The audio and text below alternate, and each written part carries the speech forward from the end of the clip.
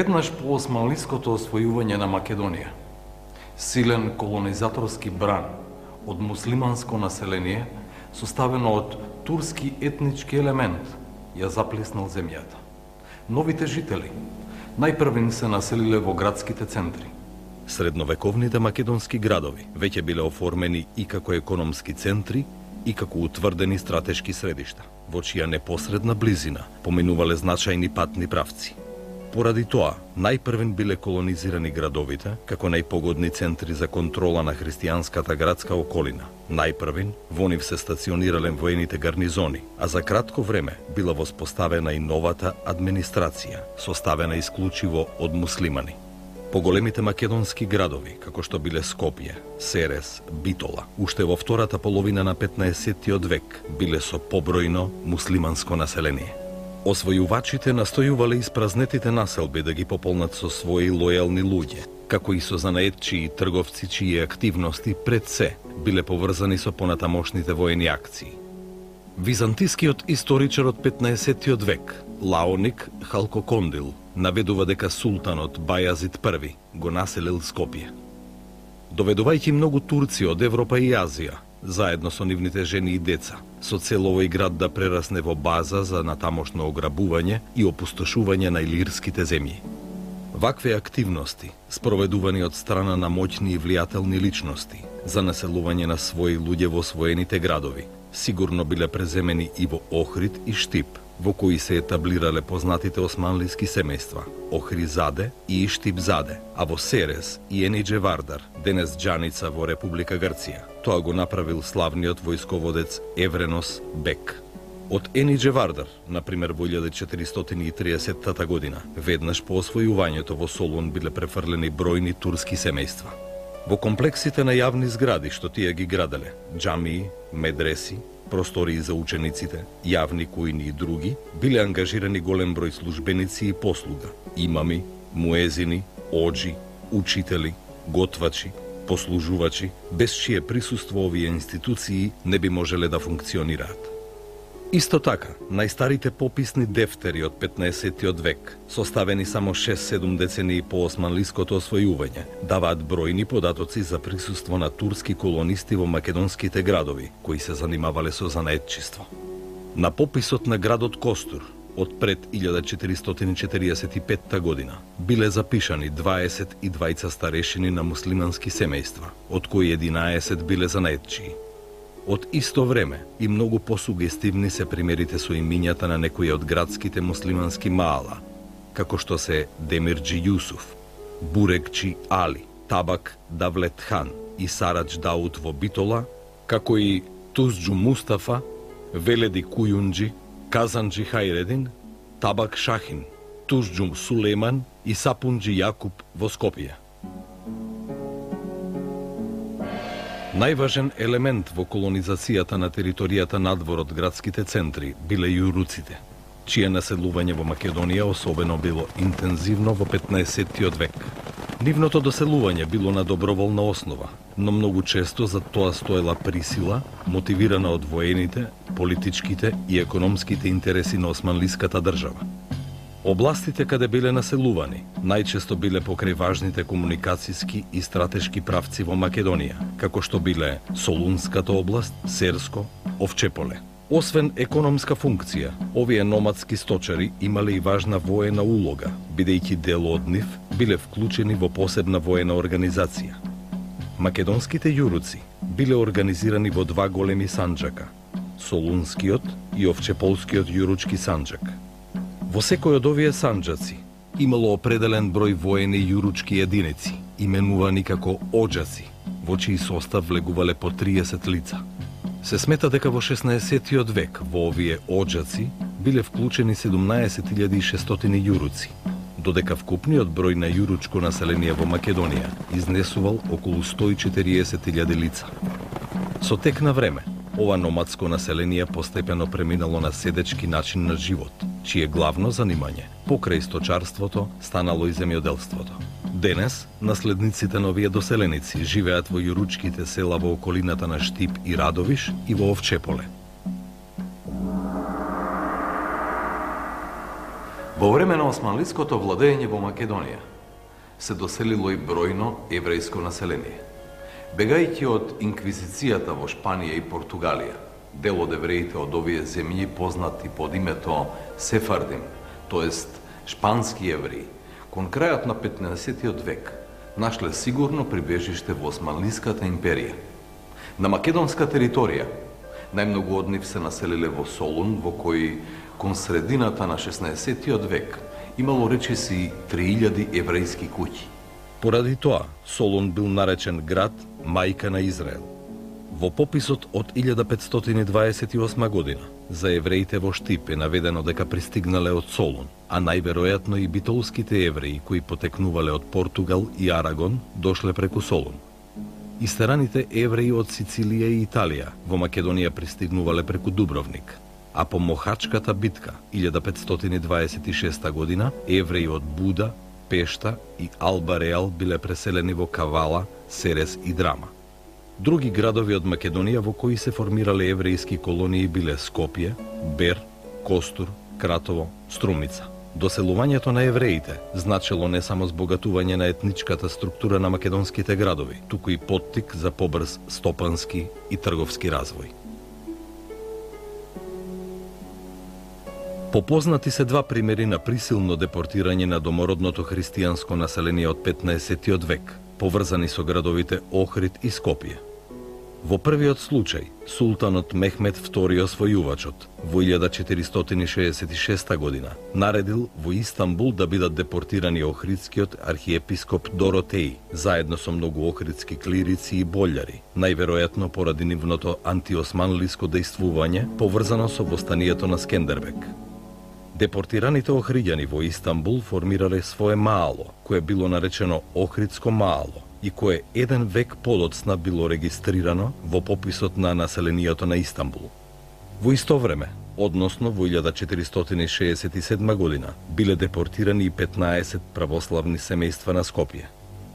Нивна дестинација била албанскиот град Конјух, Елбасан, кој бил изграден како тврдина намената за борба против Скендербек. Освен овие скопски христијани, како жители на Елбасан во пописите на неговото население од 16-тиот век, фигурираат и семејства од Охридско, Костурско и Серско, кои исто така биле присилно населени во овој град. Врз демографската структура на населението влијаеле и честите војни, востанијата и феудалната анархија, поради кои се случувале миграции и напуштање на цели области од страна на македонското христијанско население. Тоа особено важи за западниот и северниот дел на Македонија. Имено по повлекувањето од Македонија на австријската војска 1689-90 година, за време на големата австро-турска војна 1683-1699 година. На север се повлекол и голем дел од македонското христијанско население во северозападна Македонија, кое во војната учествувало на страна на австријците или зело учество во Карпошевото востание 1689 година. Најголема преселба се случила од Тетовско, Скопско, Кумановско, Кривопаланечко, што предизвикало опустување на цели области и исчезнување на многу населби. Наскоро во овие области започнале да се населуваат муслимани албанци, што довело до значајни промени во етничкиот состав на населението во тие региони. Ова доселување било поттикнувано од централната власт, која на истакнатите албански бегови им давала на управување цели области. По катастрофата на влашките населби Москополе, Сисан, Николица и Пљаса, опустошени во 1788 година, од страна на моќниот Али Паша Јанински, во Македонија се доселило и бројно влашко население. Нивните дестинации биле македонските населби Битола, Солун, Крушево и други места, каде тие останале да живеат и со тек на време станале важен фактор во економскиот живот на тие градови.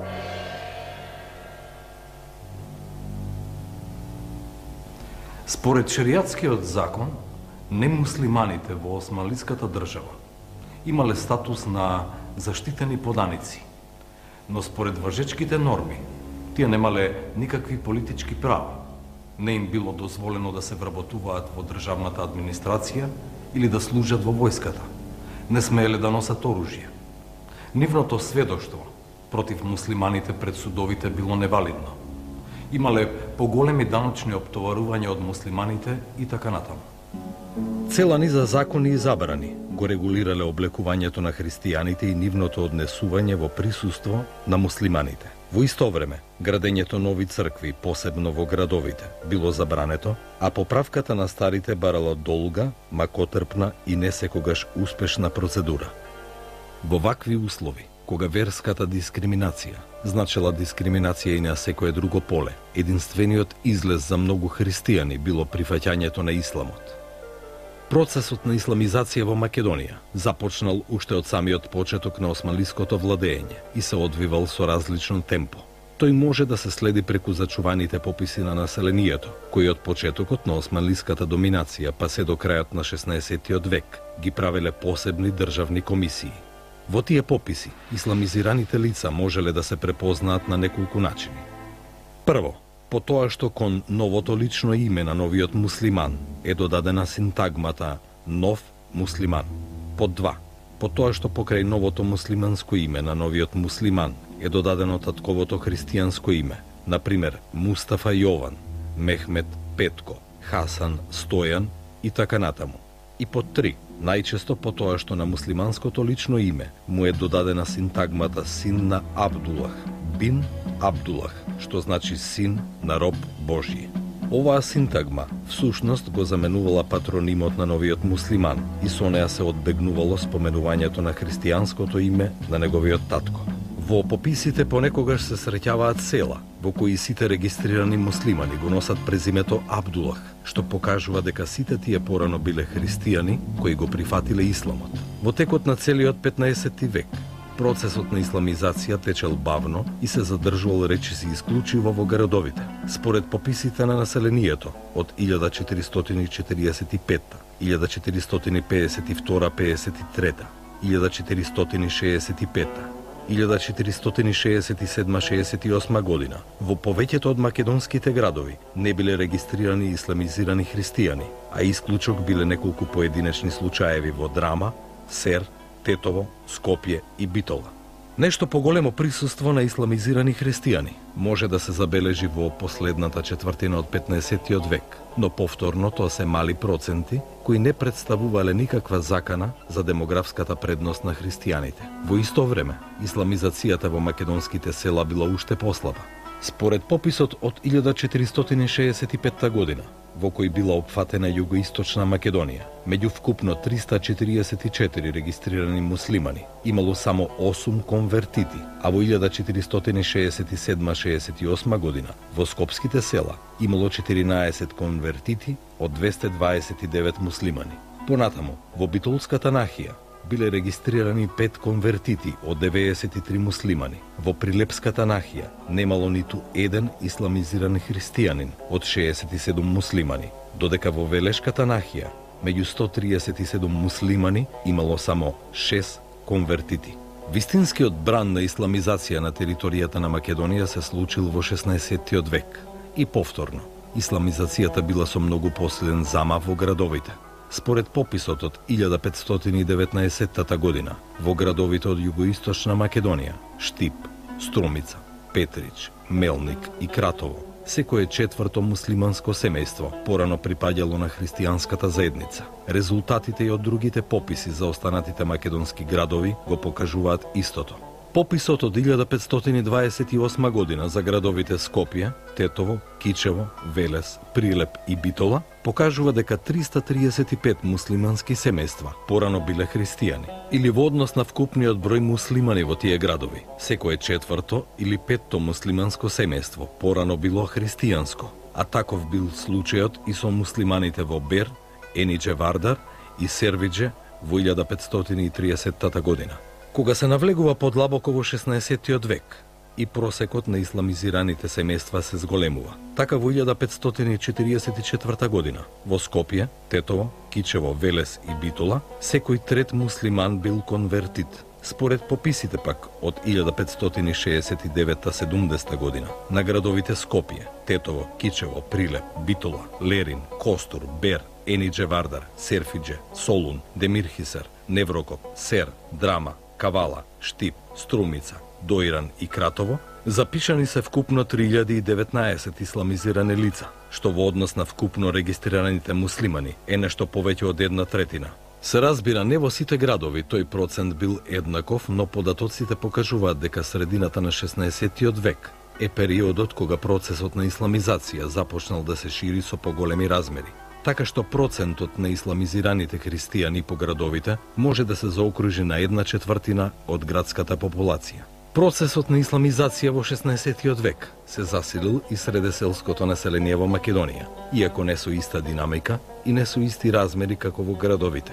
Во 1544 и во 1568-69 година во селата на Скопската, Тетовската, Кичевската, Велешката, Прилепската и Битолската нахија, како и во селата во нахиите Лерин, Костур, Бер, Енидже Вардар, Сер, Солун, Серфидже, Демир Хисар, Неврокоп, Драма и Кавала, секое седмо семејство било исламизирано.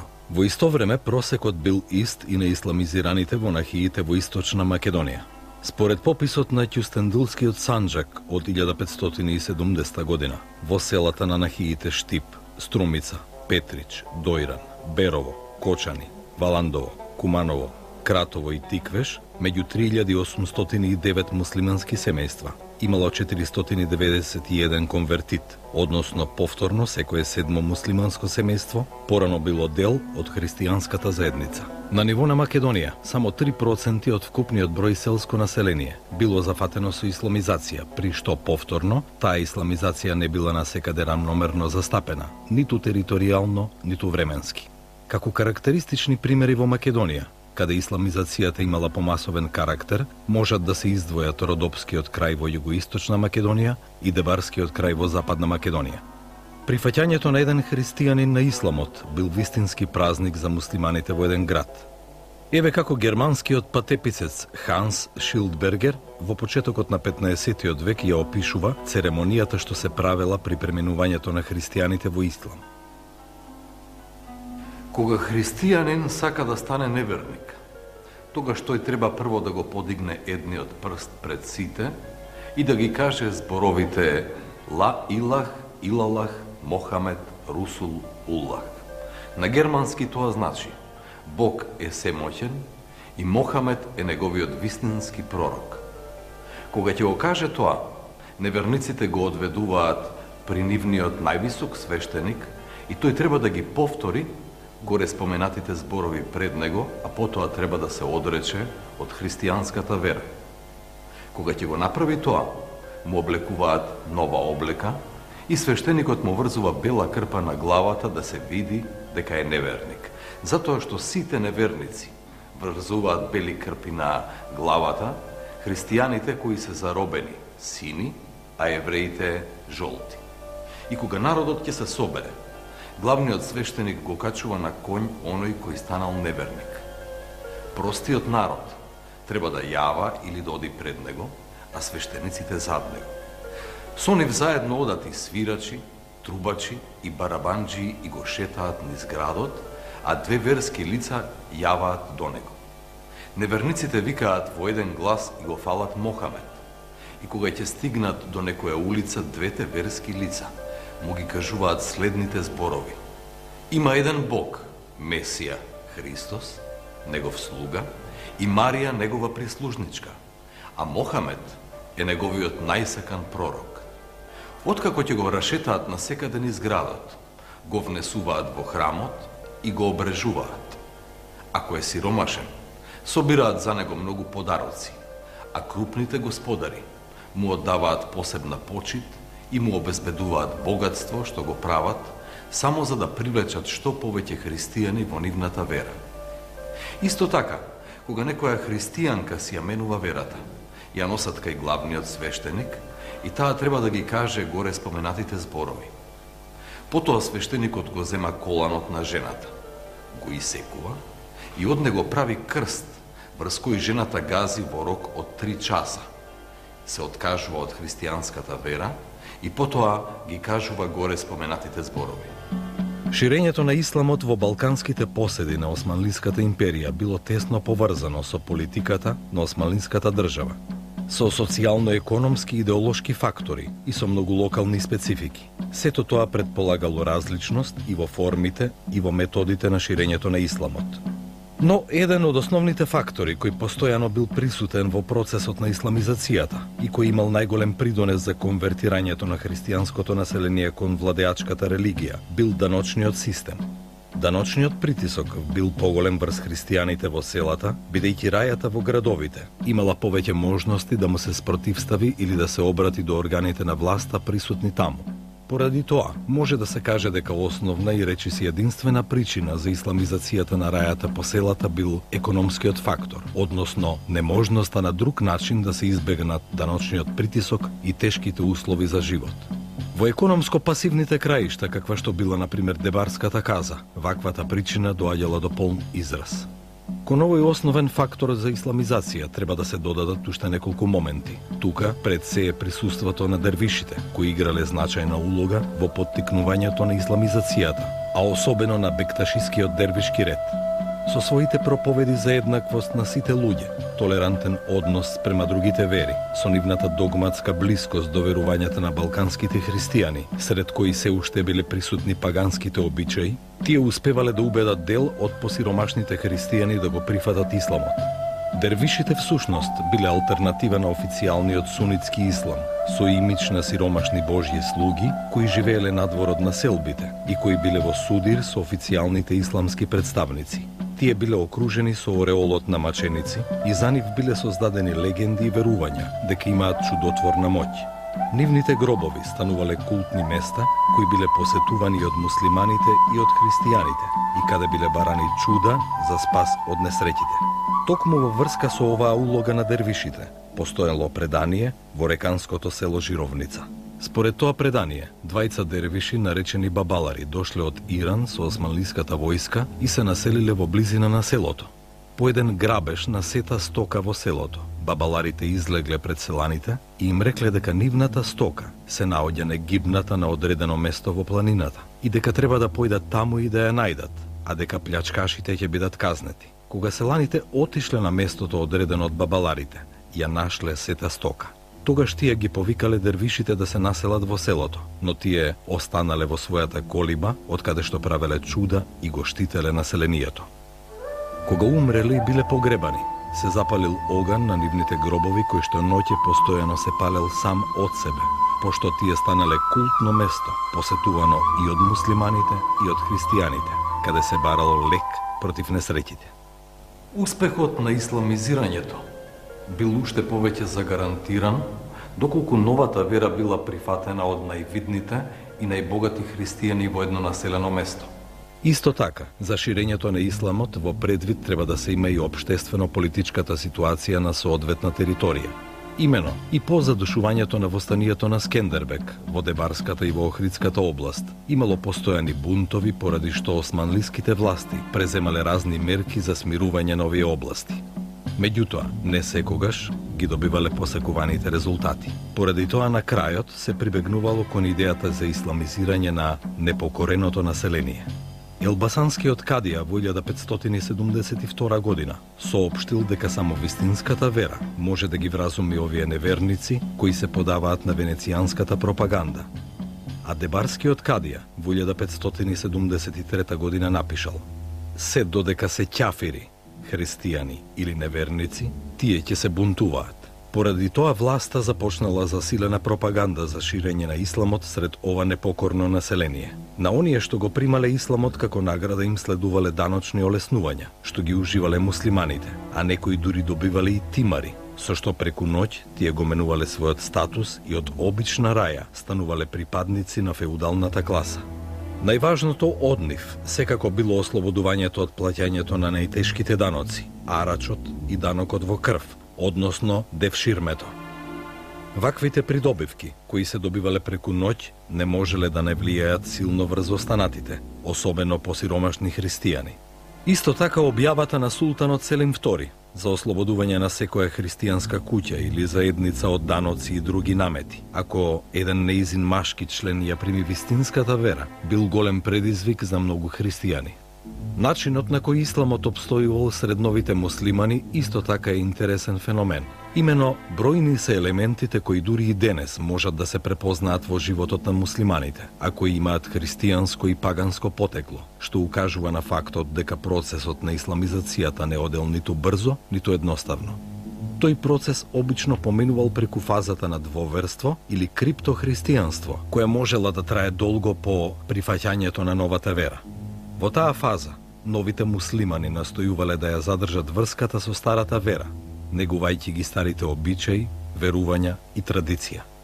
За постоењето на двоверството на територијата на Македонија сведочи и фетвата, издадена на 5 ноември 1568 година, која се однесува на Западна Македонија. Оваа фетва предвидувала најстрога казна за сите оние кои само формално го примиле исламот и продолжиле да се придржуваат до христијанските обичаи, односно пред османлиските власти се прикажувале како муслимани, но продолжувале да одат во црква. Нејзиниот текст гласи: Ако некои лица од жителите на селата што се бунтуваат за да не даваат арач се нарекуваат муслимани и живеат меѓу муслимани, а воопшто не ги уважуваат обичаите и воопшто ништо не знаат за догмите на исламот, туку наполно и понатаму ги уважуваат неверничките религиозни обреди, ако се женат според тие невернички обичаи, ако се установи дека нивните деца одат в црква, нивните свештеници ако прво ги крстат, а потоа им даваат и муслимански имиња, ако се движат со неверничко име, а се довикуваат со муслиманското, како например Ферхат Ѓон, Бери Греш, Хрс Дамјан и Хасан Богдан, и ако се регистрирани во неверничките спискови за женитби, за нив да се издаде честна фетва во која се вели: дозволено е убивање на сите вакви групи. Во овој случај постапете според честната фетва. Нема сомневање дека издавањето на оваа фетва било предизвикано од силното присуство на двоверството или криптохристијанството во првата фаза од исламизацијата на христијаните. Двоверството во Западна Македонија траело се до заминувањето на османлиите и после нив. Според некои истражувања во Дебарскиот крај, во 30-тите години на 20-тиот век, во муслиманските куќи се чуваат икони и црковни книги, додека на перниците имаат орнаменти од крстови во народен вес.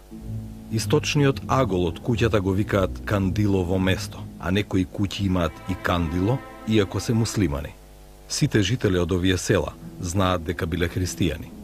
Исто така во многу муслимански куќи се чувале икони, а новоисламизираните продолжиле да го почитуваат крстот, како и многобројните христијански светци, празници и да ги посетуваат светите христијански места. Во крстењето, муслиманите гледале магично средство за заштита против злите духови и вештерки. Многу од исламизираните долго време, по прифаќањето на исламот, се сеќавале на своето христијанско име и не пропуштале на тој ден да отидат во црква. Според пишувањето на рускиот конзул Јастербов во 1879 година, исламизираните жители на селото Брод во Гора ги славеле своите куќни слави, кршеле колач и покрај урнатините од црквата се причестувале со овој колач, поливајќи го со вино. Во Дебарската област се празнувал голем четврток, како и сите четвртоци во Великден до Спасов ден, односно да не се работи тој ден со верување дека на тој начин посебите ќе бидат заштитени од мраз и град, а познато е дека и кај торбешите постојат одредени обреди за време на младенци, цветници и Лазаров ден. Исто така, познато е и заедничкото славење на Ѓурѓовден и Свети Илија, и на христијаните и на муслиманите.